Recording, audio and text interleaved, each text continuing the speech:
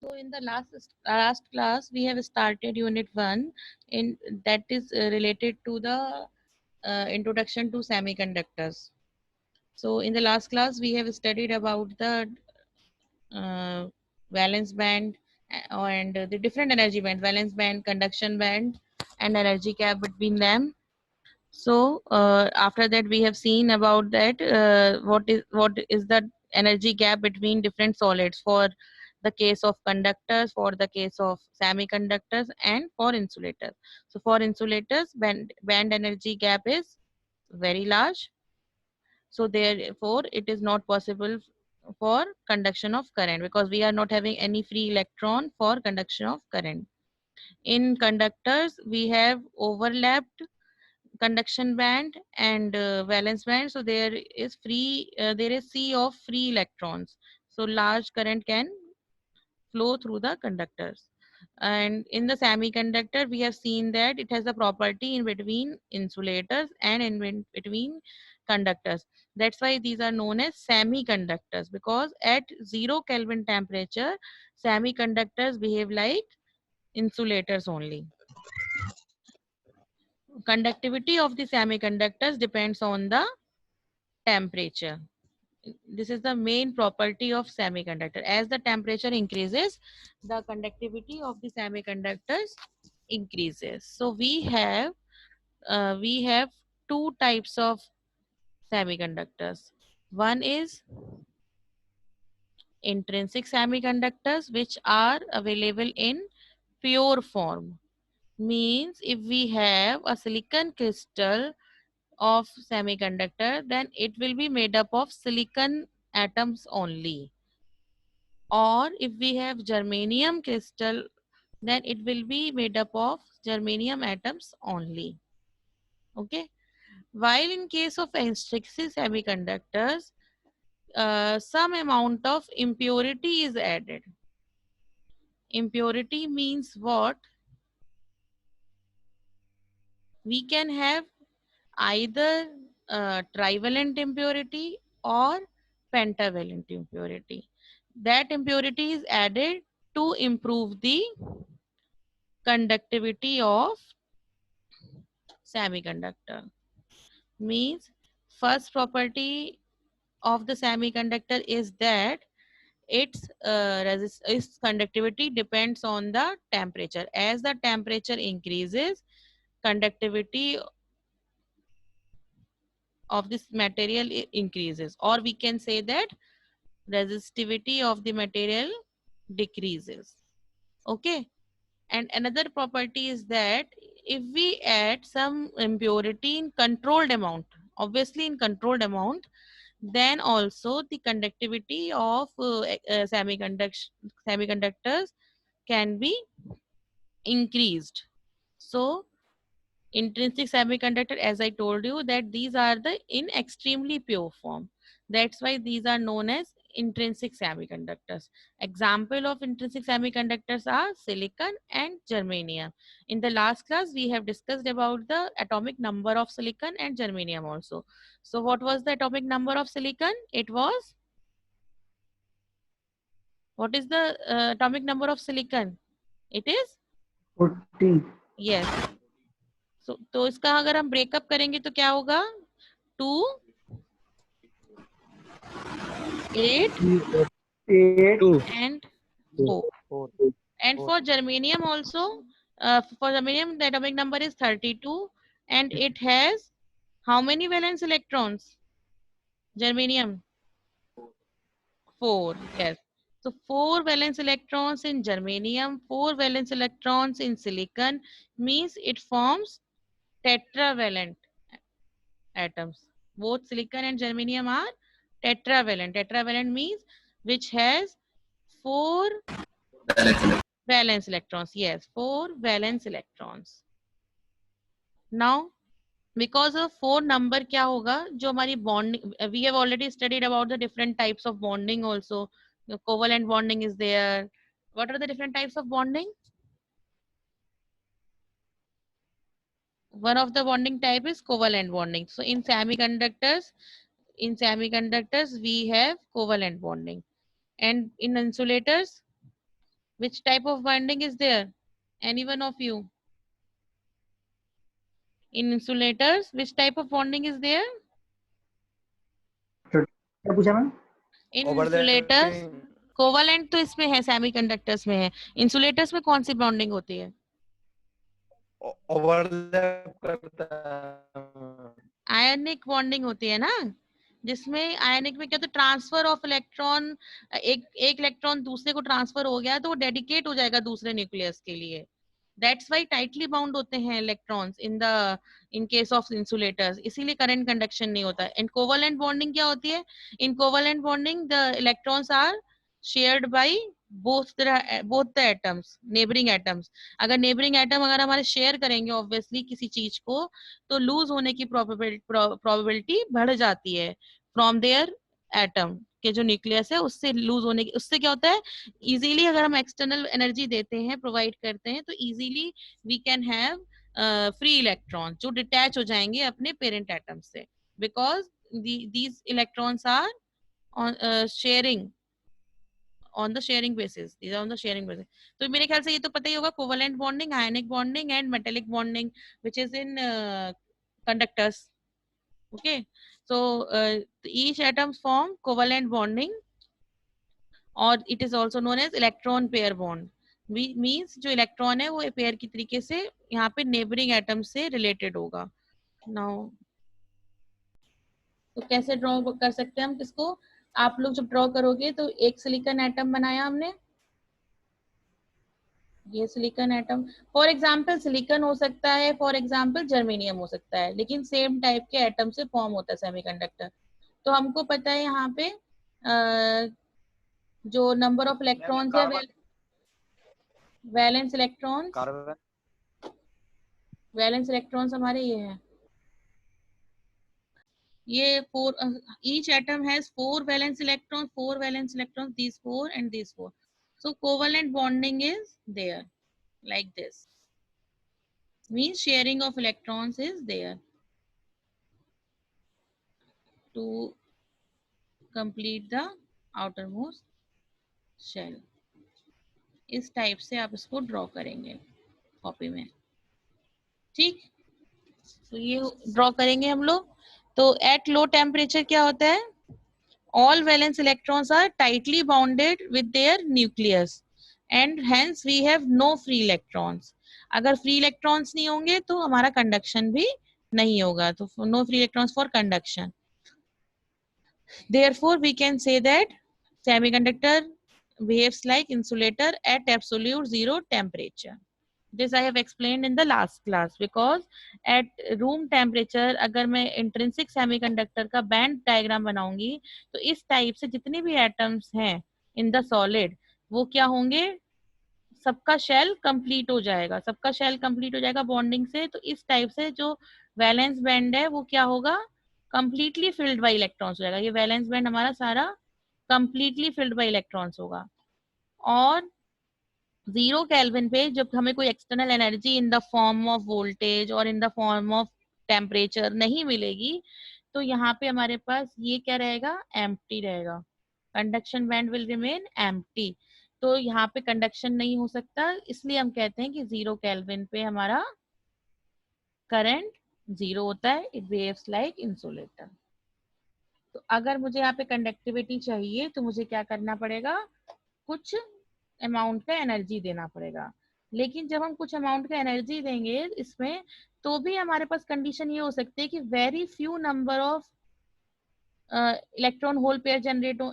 I have explained electron hole pairs in the last class. क्या होता है electron hole pair, कि जब भी हमें एक्सटर्नल एनर्जी के कारण कंडक्शन वैलेंस बैंड से कंडक्शन बैंड में जंप करता है इलेक्ट्रॉन तो वहां पे एक होल रह जाता है. तो ये होल हो गया और उसके करस्पॉन्डिंग ये फ्री इलेक्ट्रॉन हो गया.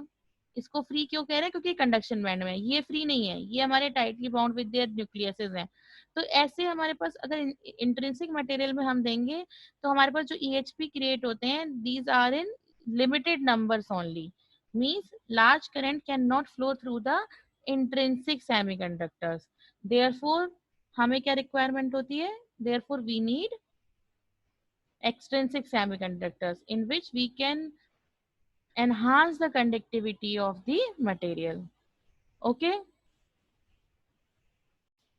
In this also मैंने आपको जो शो किया that was in the form of energy band diagram, और यहाँ पे ये क्रिस्टल स्ट्रक्चर के फॉर्म में एक्सप्लेन किया है कि अगर यहाँ पे कोई एनर्जी रिलीज होगी तो जो हमारा इलेक्ट्रॉन है वो अपने पेरेंट एटम को से वहां से डिटैच होके फ्री हो जाएगा। तो ये अब एक यहाँ पे किसी भी एटम के साथ इसका हिस्सा नहीं है, ये फ्री हो गया है, और ये फ्री हो इलेक्ट्रॉन कहाँ रिसाइड करता है, always in conduction band.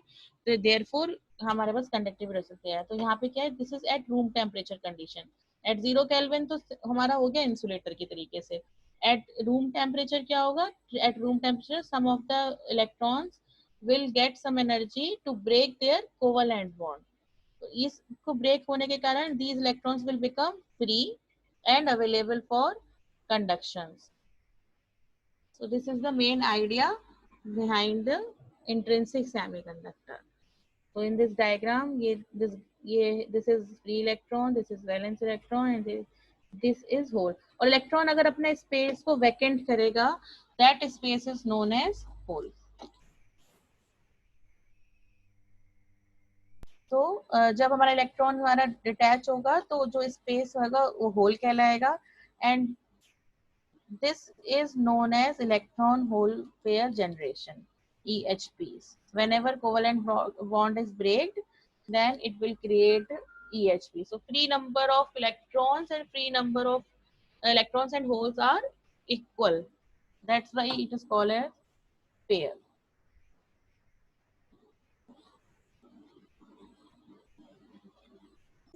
Next is extrinsic semiconductors.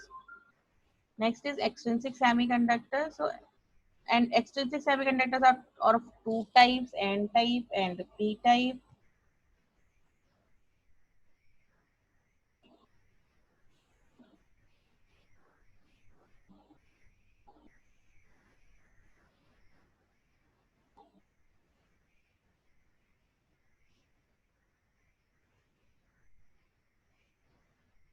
If we add some amount of impurity in intrinsic semiconductors, then the conductivity of the semiconductor material changes. Okay, and this process of adding impurity is known as doping. This process of adding impurity is known as doping. And यहाँ पे एक important point है, जो हम impurity add करते हैं, this should be in controlled amount. So adding impurity in controlled amount to the semiconductor is known as doping. It's called as doping.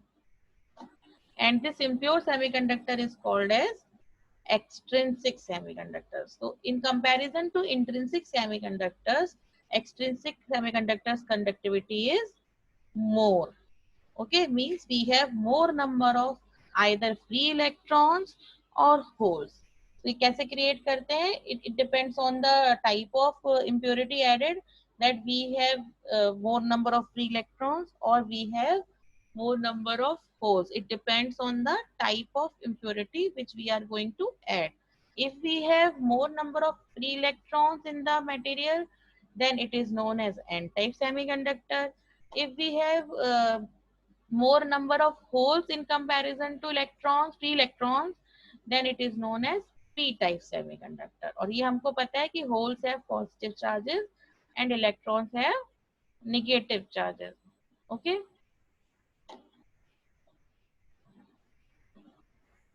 In case of N-type semiconductors, we add pentavalent impurity. Pentavalent impurity कौन सी होती है? जिनके पास क्या हो? 5 number of valence electrons हो. 5 number of valence electrons होने से क्या होगा? 4 electrons will participate in covalent bonding. 4 electrons will participate in covalent neighboring covalent जो atoms हैं उनका covalent bond form कर लेंगे. But we have one electron free which will go to conduction band. वो free हो जाएगा, उसको कोई न्यूक्लियस नहीं मिलेगा जिसके साथ वो जाके अपने आप को कंप्लीट करे बॉन्डिंग. ठीक है, तो यहाँ पे एग्जाम दे रहा है, few example of pentavalent impurities, arsenic, antimony, phosphorus, etc. तो these type of impurity अगर हम ऐड करते हैं तो that will form N-type semiconductor. Okay, it will provide large amount of free electrons in the semiconductor crystal. This I have explained that 4 valence electrons form the 4 covalent bonds with the neighboring atoms. Neighboring जो भी silicon और germanium atom होगा उसके साथ covalent bond form हो जाएगा. And the fifth जो valence electron होगा that will find no place in the covalent bond. तो ये क्या होगा, it will be loosely bound.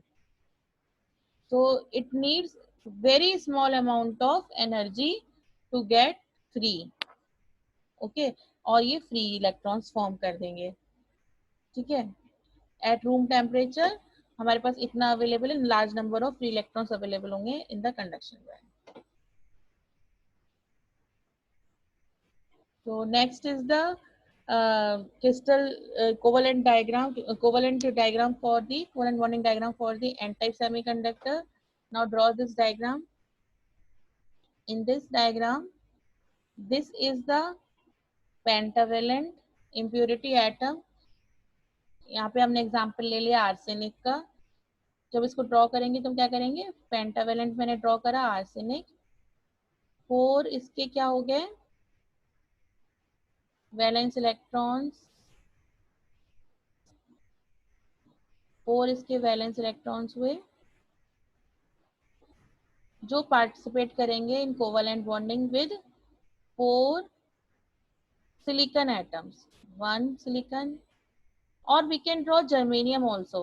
But अगर जर्मेनियम बनाएंगे तो सारे एटम जर्मेनियम के होंगे, अगर हम सिलिकॉन बनाएंगे तो सारे एटम सिलिकॉन के होंगे. This we need to remember. तो 4 इसके पास हैं, 4 इसके पास वैलेंस इलेक्ट्रॉन्स हैं. ये इलेक्ट्रॉन्स ऑलवेज हम बोल्ड डॉट से ड्रॉ करते हैं, होल्स ऑलवेज हम बबल टाइप से ड्रॉ करते हैं.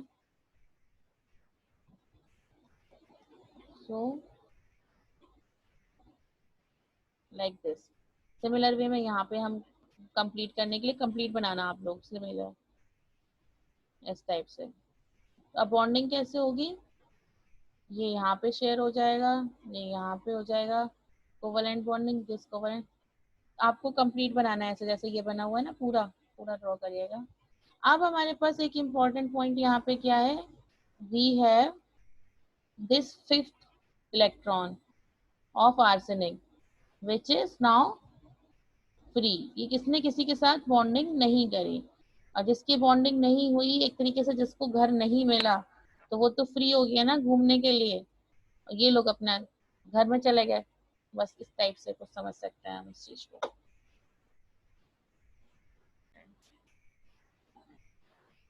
This point is important. Actually pentavalent impurity provides or donates an electron to the crystal. Means जो एक्स्ट्रा फ्री इलेक्ट्रॉन उसको दिया है इसने पेंटावेलेंट इम्प्योरिटी ने, तो it becomes donor positive ion. It becomes donor positive ion. Means अगर मैं इसको ड्रॉ करूंगी तो मैं आयन ऐसा ड्रॉ करूंगी फॉर एन टाइप सेमीकंडक्टर. अगर मैंने पेंटावेलेंट इम्प्योरिटी ऐड करी है तो पेंटावेलेंट इम्प्योरिटी क्या कर रही है, एडिशन ऑफ फ्री इलेक्ट्रॉन करा रही है. तो एडिशन ऑफ फ्री इलेक्ट्रॉन करा रही है तो इसलिए यहाँ पे प्लस आ जाएगा सिंबल. और एक अगर मैंने फ्री इलेक्ट्रॉन या मतलब एक एटम ऐड किया है इम्प्योरिटी का तो मेरे पास इससे एसोसिएटेड एक क्या होगा, फ्री इलेक्ट्रॉन होगा. तो जो अब हम इसका डायग्राम बनाएंगे आगे तो वो इस टाइप से बनाएंगे कि हमारा अगर मेरे को बनाना है एन टाइप सेमीकंडक्टर का आयनिक डायग्राम तो इस टाइप से होगा कि पॉजिटिव हो गया, ये पॉजिटिव चार्ज इसलिए क्योंकि डोनर हो रहा है ये. चार्ज यहाँ पे पॉजिटिव है, इलेक्ट्रॉन में नेगेटिव ही चार्ज रहेगा, बट हम जो इम्प्योरिटी प्रोवाइड करा रहे हैं because of that it will become donor positive ion. तो डोनर कहते हैं हम इसको, डोनर इम्प्योरिटी कहते हैं. Pentavalent impurities are also known as donor impurity because it provides extra free electrons to the crystal. Again, जैसे हमने इंट्रिंसिक में पढ़ा था, because of thermal energy still hole electron pairs are generated in the similar fashion जैसे हमने intrinsic में पढ़ा था. बट नाउ और ये हमको पता है कि EHPs are always created in group pairs. Means free number of electrons and free number of holes are similar जब EHP क्रिएशन होती है. तो यहाँ पे हमारे पास क्या होगा, in this particular case of n-type semiconductor number of free electrons अब more हो जाएंगे, very large in number in comparison to number of holes, means EHP जो क्रिएट होंगे वो तो सेम नंबर्स में होंगे, बट ये वाले कौन से लार्ज नंबर ऑफ इलेक्ट्रॉन्स आ रहे हैं, because of this donor impurity, because of this donor impurity we are having large number of free electron, mean जो EHP से इलेक्ट्रॉन जनरेट हुए वो, और प्लस जो डोनर एटम्स के कारण हमारे पास आए इलेक्ट्रॉन्स, ये लार्ज नंबर हमारे पास फ्री इलेक्ट्रॉन्स हो जाएगा। ऑब्वियसली जब large number of free electrons हो जाएंगे हमारे पास, तो हमारी कंडक्टिविटी क्या होगी, एनहांस हो जाएगी। अब यहाँ पे दूसरा इंपॉर्टेंट पॉइंट क्या बन जाता है कि इलेक्ट्रॉन्स ज्यादा है, लार्ज नंबर ऑफ इलेक्ट्रॉन्स हैं, तो electrons are the majority charge carriers, क्योंकि जिसका नंबर ज्यादा है वो क्या कहलाएगा, मेजोरिटी कहलाएगा। और होल्स क्या है, होल्स इसके कंपैरिजन में टोटल नंबर क्योंकि इतना इंक्रीज हो चुका है, होल्स इसके सामने बहुत कम है, तो these holes are known as minority charge carriers in case of n-type. So what we have found after studying about the n-type semiconductor, that we have majority charge carriers, free electrons are the majority charge carriers and minority charge carriers are holes. Minority charge carriers are holes and majority charge carriers are electrons in n-type semiconductor. Similarly, we can have a p-type semiconductor also. So in case of n-type semiconductors, we add pentavalent impurity, while in case of p-type semiconductors, we add trivalent impurity. Trivalent impurity means which has 3 valence electrons in the outermost shell. Some of the examples are gallium or boron. So if we add these kind of atoms, impurity atoms in the crystal of the silicon, then क्या होगा, यहाँ पे 3 तो create वो covalent bond form कर देंगे, लेकिन जो फोर्थ वाला स्पेस होगा दैट विल बी वेकेंट, तो जो फोर्थ स्पेस वेकेंट होगा that will form the hole in the crystal, so this will provide the large number of holes in the crystal. Okay, such impurities are known as acceptor impurities, because क्यों acceptor impurity बोल रहे हैं, because it need some electron to complete their covalent bonding or to complete their outermost shell electrons, तो फिर यहाँ पे इसको इसलिए हम acceptor कहते हैं, और एक्सेप्टर होता है तो इसका आयन का अगर डायग्राम बनाए तो माइनस से रिप्रेजेंट करते हैं, और इसके साथ हम इस टाइप से एक होल बनाते हैं, तो एन टाइप के लिए हम कैसे बनाते थे, प्लस बनाते थे, और इलेक्ट्रॉन मतलब सॉलिड डॉट, होल मतलब bubble dot.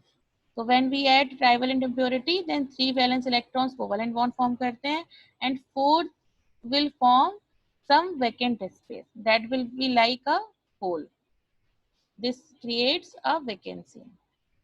Now this vacancy has tendency to accept the electrons from their neighboring atoms. Obviously अगर किसी के पास कोई space खाली है तो वो अपनी तरफ कोई इलेक्ट्रॉन को चाहेगा, तो because of either electrons or free electrons or holes, the conductivity of the semiconductor can be achieved. In this diagram, जो 3 है हमारे पास electrons of the impurity gallium atom, ये तो कोवेलेंट बॉन्डिंग फॉर्म कर रहे हैं, बट यहाँ पे हमारे पास एक वैकेंसी है, मीन्स इलेक्ट्रॉन नहीं है हमारे पास, तो ये वैकेंसी क्या कहलाती है, this vacancy is known as whole.